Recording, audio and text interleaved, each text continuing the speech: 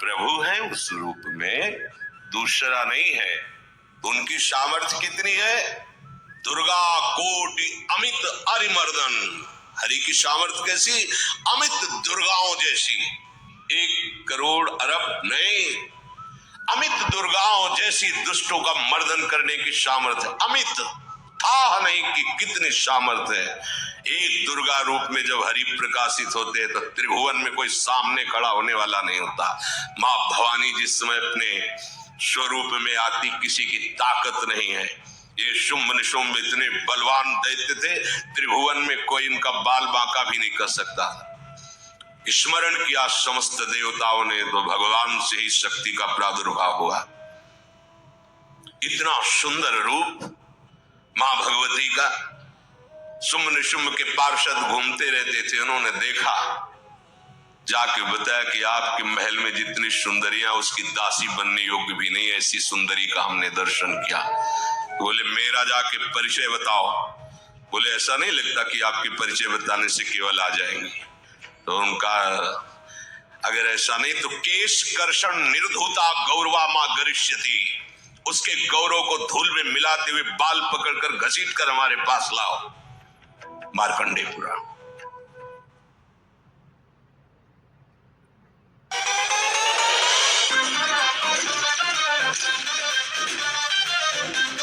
पास लाओ। मार्कंडेयपुरा उनके पार्षद गए और बताया हमारे मालिक शुंभ निशुंभ है, उनका आदेश है कि आप महल में चलो और आदर सहित, अगर आप ऐसा ना करते हैं तो मैं आपका निरादर करते हुए बाल पकड़कर घसीटते हुए ले जाऊंगा। देवी जी ने मुस्कुरा दिया और कहा अपने मालिक से कह दो जाकर के कि हम उसी की आज्ञा पालन करती जो हम पर युद्ध में विजय प्राप्त कर ले। वो जाके बोले हाँ वो तो मतवाले, त्रिभुवन में कोई जोड़ ही नहीं था। आए और उद्दंडता पूर्वक वचन बोलने लगे। माता जी ने कहा तब तक बोल ले जब तक मैं मधु का पान कर रही हूं, बस ये पान करते ही तेरी जीवन लीला समाप्त हो जाएगी। ऐसा ही हुआ। जो ही पान करके सिंह पर सवार होकर गर्जना की, सारा का सारा अहंकार धूल दूषित हो गया, काट के फेंक दिया। ऐसी अनंत अमित दुर्गाओं जैसी सामर्थ्य हमारे प्रभु श्री हरि में, अमित दुर्गाओं जैसी, क्योंकि अनंत शक्तियों के स्वामी हैं। उनकी लीला में क्यों है वो? अरे वो जब करुणा करते हैं, अपनी महिमा से उतरते हैं, तो भक्त जब ऐसे कर देता है तो डरप जाते हैं।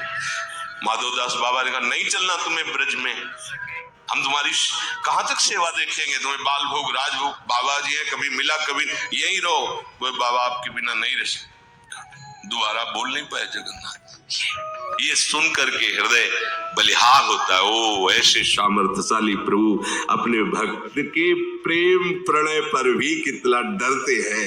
ये भक्त नाच पड़ता है। ये कुतर्क की संशय की वृत्ति यहां प्रवेश नहीं करती। दुर्गा कोटि अमित अरिमर्दन, अमित गिनती नहीं ऐसी अनंत दुर्गाओं जैसी शक्ति हमारे प्रभु में विराजमान है।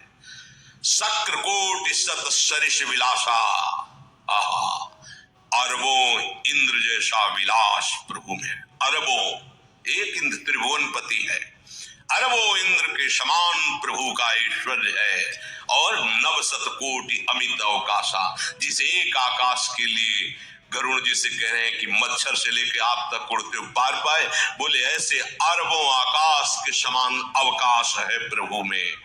मरुत कोटि सत विपुल बल, रवि सत कोटि प्रकाश, शशि सत कोटि सुशीतल, समन सकल भव त्रास। अरबों अरबों पवन के समान महान बल है। अगर त्रिभुवन में कोई बल है तो पवन में बल है, वायु बल। बड़े बलवान देवता, बल में इनके समान कोई नहीं। इन्हीं के अंश से प्रकट होते पवन पुत्र हनुमान, और इन्हीं के अंश से प्रकट होते पवन पुत्र भीम। बेजोड़ बलशाली महात्मा, दोनों महात्मा बेजोड़ बलशाली। जेगिर चरण दे हनुमंता, चले उसका पाताल तुरंता। जिमि अमोघ रघुपति कर बाना, यही भांति चले हनु। किलकार दे तो राक्षसियों के गर्भ गिर जाते थे, ऐसे महान बली हनुमान जी। और भीम का क्या कहना है? जब ये देव पुष्प उड़ करके आया और द्रौपदी जी को दिया गया, तो द्रौपदी जी ने कहा इसका जोड़ होना चाहिए, इस पुष्प का। सबसे कहा पर किसी ने नहीं सुना।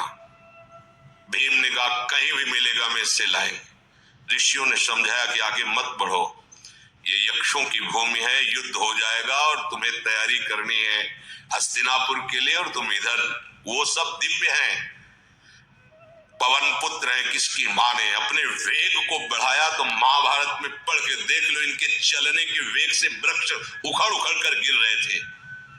ऐसे जब चल रहे थे तो चलने के वेग से वृक्ष उखड़ जाते थे भीम के। हनुमान जी ने सोचा किसी के समझाए तो समझेंगे नहीं, तो आगे पवन पुत्र ही बैठ गए, बूढ़े बानर का वेश लेकर, लंबी पूंछे से। मार्ग में मर्यादा है, किसी पशु को भी नहीं लांघना चाहिए। विवेकवान उपासक ऐसा नहीं कि कोई सो रहा है पशु भी आप उसे लांघ जाए, ऐसा नहीं है। जो विवेक है, जो मर्यादा है, वैसे किसी सोती हुई को लांघना नहीं चाहिए। उन्होंने कहा है वृद्ध बानर, ये अपनी पूंछ हटा ले और मार्ग दे दे, इस समय मैं विशेष कार्य के लिए जा रहा हूं। तो उनका जब कह ही दिया है वृद्ध, तो आप समझ ही रहे होगे कि वृद्ध में क्या ताकत होती। अब मेरी ताकत पूंछ हटाने की नहीं रह गई है, आपने तो वृद्ध ही कह दिया है, तो आप समझ रहे हो ना, आप पूंछ हटा लीजिए। कहा हमारी आज्ञा की अवहेलना करे, ऐसे उठी नहीं, दोनों हाथ लगाया, नहीं उठी, पूरी ताकत लगा दी। पवन पुत्र भीम की पूरी ताकत लग गई, पूंछ जरा से भी नहीं।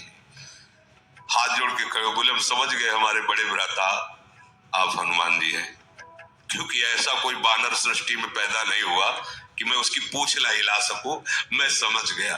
तो मुस्कुराए और बैठ के बोले हमारी आज्ञा मानो, इस मार्ग में मत जाओ, ये देव मार्ग है, ऐसे ऐसे सिद्ध है कि आपका अपराध बन जाएगा, आप शाप से युक्त हो जाएंगे, इसलिए मैं आपको मना। बोले प्रभु जब आप कृपा करके आए हो तो हमें वो रूप दिखा दो जो लंका में आपने रूप दिखाया। बोले मत उस बात की चर्चा करो, रहने दो। बोले प्रभु एक बार देखना चाहता हूं कि मेरा बड़ा भाई कितना बलवान है। हनुमान जी ने कहा फिर देख लो।